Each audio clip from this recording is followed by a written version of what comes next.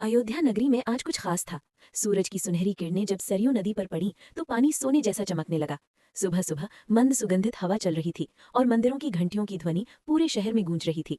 राजा दशरथ के महल में भी रौनक थी, क्योंकि छोटे छोटे राम, लक्ष्मण, भरत और शत्रुघ्न आज बगीचे में खेलने जा रहे थे। राम जी बचपन से ही शांत, विनम्र और तेजस्वी थे। उनकी आंखों में अजीब सा करुणा और प्रेम झलकता था। जो भी उन्हें देखता बस देखता रह जाता। उधर दूर पर्वतों और घने जंगलों के बीच एक नन्हा सा शिशु खेल रहा था। वही थे बाल हनुमान। वे बादलों को देखकर ताली बजाते, तितलियों के पीछे दौड़ते और पत्तों से बात करते। उनकी शरारतें अपार थीं, पर हृदय उतना ही निर्मल। एक लक्ष्मण अपने बगीचे में धनुष, बाण और मिट्टी के खिलौनों से खेल रहे थे। अचानक उन्होंने देखा, एक छोटा सा बालक हवा में से कूदते हुए सीधे उनके सामने उतरा। उसके शरीर पर तेज था, आंखों में चमक और चेहरे पर प्यारी सी मुस्कान। लक्ष्मण ने चौंक कर पूछा, भाई राम, ये कौन है? इतना ऊंचा कैसे कूदता है? राम मुस्कुराए। उनके हृदय में करुणा उमड़ आई। ये कोई साधारण बालक नहीं है भ्राता, उन्होंने मन ही मन सोचा। हनुमान ने हाथ जोड़कर कहा, मेरा नाम हनुमान है, मैं खेलते खेलते यहाँ आ गया हूँ। क्या मैं आप लोगों के साथ खेल सकता हूँ? राम ने स्नेह से कहा, क्यों नहीं भाई, आओ बैठो। फिर शुरू हुआ सबसे अनोखा खेल। लक्ष्मण धनुष तानकर ऊपर रखे आम गिराते, हनुमान हवा में उछलकर उन्हें हथेलियों पर पकड़ लेते। कभी वे पेड़ को ही उठाकर राम के सामने रख देते और फिर भूल जाते कि उनके पास इतनी शक्ति क्यों है।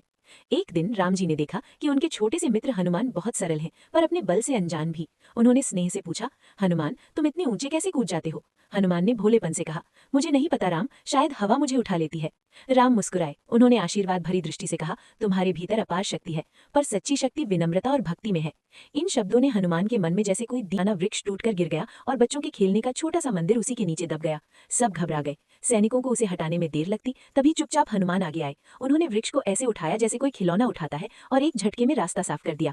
सबके मुंह से एक ही स्वर निकला, जय बजरंगबली। पर हनुमान तो बस राम को ही देख रहे थे। राम आगे आए, उनके सिर पर हाथ रखकर बोले, तुमने सबकी रक्षा की, पर याद रखना, बल का उपयोग सदैव धर्म और सेवा के लिए करना। उस पल हनुमान के मन में एक प्रकाश फूटा, जैसे उन्हें याद आ गया कि वे कौन है, क्यों जन्मे हैं। उनकी आंखें नम हो गईं। वे राम के चरणों में झुक गए और बोले, प्रभु, मुझे आशीर्वाद दीजिए कि मैं जीवन भर आपकी सेवा करूं। मेरे लिए सबसे बड़ा फल यही है कि मैं आपका नाम जपूं। राम ने मुस्कुराकर उन्हें उठाया और हृदय से लगा लिया। हनुमान, तुम मेरे सदा के प्रिय भक्त रहोगे। जब जब मुझे किसी सच्चे मित्र की आवश्यकता होगी, तुम मेरे साथ होगे। उस दिन से बाल हनुमान रोज अयोध्या आकर राम के साथ खेलते, उनसे सीखते। वे उनसे सत्य, प्रेम, धैर्य और करुणा का मार्ग समझते, और राम भी उनसे सरलता, उत्साह और निस्वार्थ भक्ति का पाठ सीखते। समय के साथ साथ ये बाल मित्रता एक अमिट बंध, मेरी खोज में, मेरे धर्म कार्य में, मेरी सीता माता को वापस लाने में। तब दुनिया तुम्हें भक्ति और साहस का प्रतीक मानेगी। हनुमान ने प्रण किया, जब जब आपका नाम लिया जाएगा मैं उपस्थित रहूंगा।